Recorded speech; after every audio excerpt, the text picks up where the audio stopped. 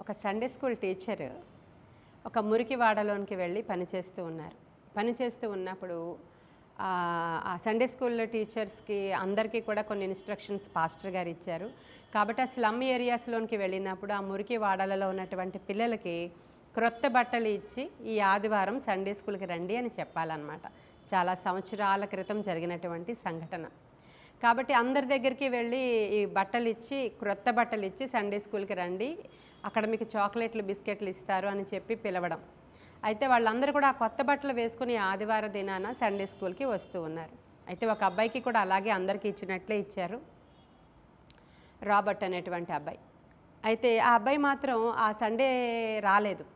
మరలా సండే కూడా చూశారు, రాలేదు. మరలా సండే స్కూల్ టీచర్ ఇంటికి వెళ్ళేసరికి మురికి బట్టలతోనే ఉన్నాడు, కానీ ఆ బట్టలు ఎక్కడ పెట్టాడో మరి వేసుకున్నాడో లేదో తెలియలేదు ఆమెకి. అప్పుడు మరలా ఆమె ఏం చేసిందంటే ఇంకొక కొత్త డ్రెస్ ఇచ్చి ఈ డ్రెస్ వేసుకుని ఈ ఆదివారం సండే స్కూల్కి రావాలి అని చెప్పింది. మరలా రాలేదు ఆ అబ్బాయి.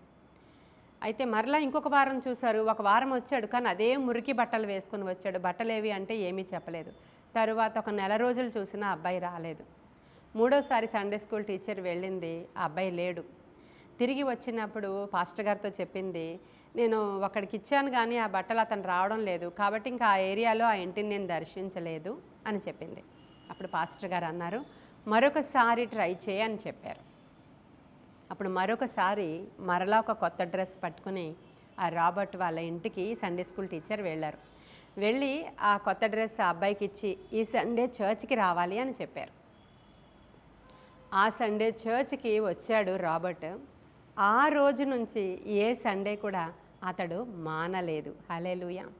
ఎప్పుడూ మానలేదు సరికదా. అతడు తన దినదినము దేవునిలో, దేవుని ఆత్మలో ఎదుగుచ్చు, వర్ధిల్లుచ్చు. అతను ఎవ్రీడే దేవుని యొక్క వాక్యము కొరకు ఆరాటపడచ్చు. అలా ఎదిగిన తరువాత గొప్ప మిషనరీగా తయారయ్యాడండి. ఆ అబ్బాయే రాబర్ట్ మోరిసన్. హల్లెలూయా. రాబర్ట్ మోరిసన్ అనేటువంటి యవనస్తుడు. ఆయన ఎవరు అంటే బైబిల్ని చైనా భాషలో తర్జుమా చేసి అనేకులకు సువార్త ప్రకటించేటట్లుగా అతడు ఆ చైనా భాషలో బైబిల్ని తర్జుమా చేసినటువంటి ఒక మిషనరీ అండి రాబర్ట్ మోరిసన్ అతని పేరు. చూడండి, మనము కూడా అనేక సందర్భాలలో ఒకరికి సువార్త చెప్తాము, వాళ్ళు విననొల్లకుంటారు. ఒకరికి ఏదైనా మనం ఉపకారం చేస్తాము, వారి నుంచి ఏ విధమైనటువంటి రెస్పాన్స్ కూడా మనకి రాదు, వాళ్ళు ఏం రెస్పాండ్ అవ్వరు. అయినప్పటికీ కూడా మనము మరలా మేలు చేద్దామని వెళతాము, మేలు చేస్తాము, కానీ వాళ్ళు ఏ విధంగానూ మన ఎడల కొంచెం కూడా ధ్యాస కలిగి ఉండరు. అయినా మనము ఎవ్రీ క్రిస్మస్ వచ్చినప్పుడు వాళ్ళని జ్ఞాపకం చేసుకోవడం, వాళ్ళకి క్రొత్త బట్టలు ఇవ్వడం, లేదంటే ఏదైనా సహాయం చేయడం చేస్తూ ఉంటాం అనేక సందర్భాల్లో మనం. అయినప్పటికీ వాళ్ళ ఎంత మాత్రము నమ్మకంగా మనకి ఉన్నట్లుగా అనిపించదు. కానీ బైబిల్ ఏం సెలవిస్తుందంటే గలతీయులకు రాసిన పత్రిక 6వ అధ్యాయము 9వ వచనంలో, మనము మేలు చేయుట యందు విసుగక యుందుము, మనము అలయక మేలు చేసితిమేని తగిన కాలమందు పంట కోతుము. కాబట్టి మనకు సమయము దొరికిన కొలది అందరి ఎడల, విశేషముగా విశ్వాస గృహమునకు చెందిన వారి ఎడలను మేలు చేయుదుము అనేటువంటి మాటలు పౌలు భక్తుడు రాస్తూ ఉన్నాడు. మనము మేలు చేయుట యందు విసుగక ఉండాలి. అలాగా మనము మేలు చేయుట యందు విసుగక యుందుము. అలాగ మనము మేలు చేస్తూ అలయక మనము మేలు చేసిన ఎడల ఖచ్చితంగా ఒక ఫైన్ డే మనం ఆ పంటను కోస్తాము అనేటువంటి మాట ఈ యొక్క పౌలు భక్తుడు మాట అయి ఉన్నది. కాబట్టి ఇక్కడ రాబర్ట్ మోరిసన్ అనే వ్యక్తి స్కాట్లాండ్ దేశానికి చెందినవాడు. ఆయన చైనా దేశానికి మిషనరీగా వెళ్ళి చైనా భాషలో బైబిల్ని తర్జుమా చేసినటువంటి గనుడుగా ఈరోజు చరిత్రలో మిగిలిపోవడానికి కారణం ఆ సండే స్కూల్ టీచర్ కాదా? ఒకసారి ఆలోచించండి. కాబట్టి మనం ఏదైనా ఒక పని ప్రభువు నిమిత్తమై చేసినప్పుడు తప్పకుండా విసుగకుండా చేయడం అనేది చాలా ప్రాముఖ్యమైన విషయం.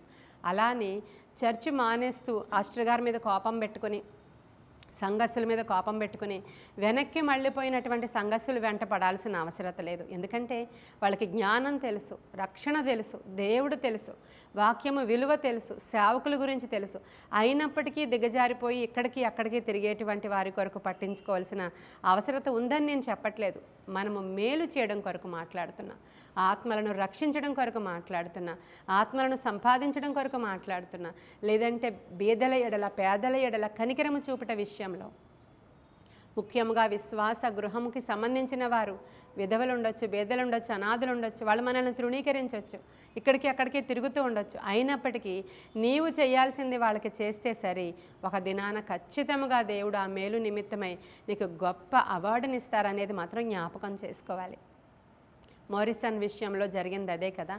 విసుగకుండా సండే స్కూల్ టీచర్ వెళ్ళి చెప్పడం ద్వారా ప్రపంచానికి ఒక గొప్ప మిషనరీని, అది కూడా బైబిల్ని తర్జుమా చేసేటువంటి ఒక వ్యక్తిని క్రైస్తవ లోకానికి అందించినటువంటి ఘనత ఆమెకి ఎలా వచ్చిందో, ముఖ్యంగా ఈ క్రిస్మస్ దినాలు ఇంకా సమీపించినప్పుడు నీవేం కొనుక్కోవాలి, నేనేం కొనుక్కోవాలి, ఎంత ఖర్చు పెట్టాలి, ఎంత మనము అంటే ఆడంబరంగా చేసుకోవాలనే విషయాల కన్నా మనము లాస్ట్ ఇయర్ ఏం చేసాము, ఈ ఇయర్ దానికంటే బెటర్గా చేయగలమా, దేవుని యొక్క వాక్య సారాంశాన్ని మనం తెలుసుకొని దానికంటే ఇంకా ఎవరికైనా మేలు చేయడానికి ఏమైనా సోర్సెస్ ఉన్నాయా మన దగ్గర, ఏమైనా మనకు అవకాశం ఉందా అనేటువంటి విషయాల్ని కూడా మీరు ఆలోచించడానికి ఈ మిషనరీ కారణం కావాలని నేను ఆశపడుతున్నాను.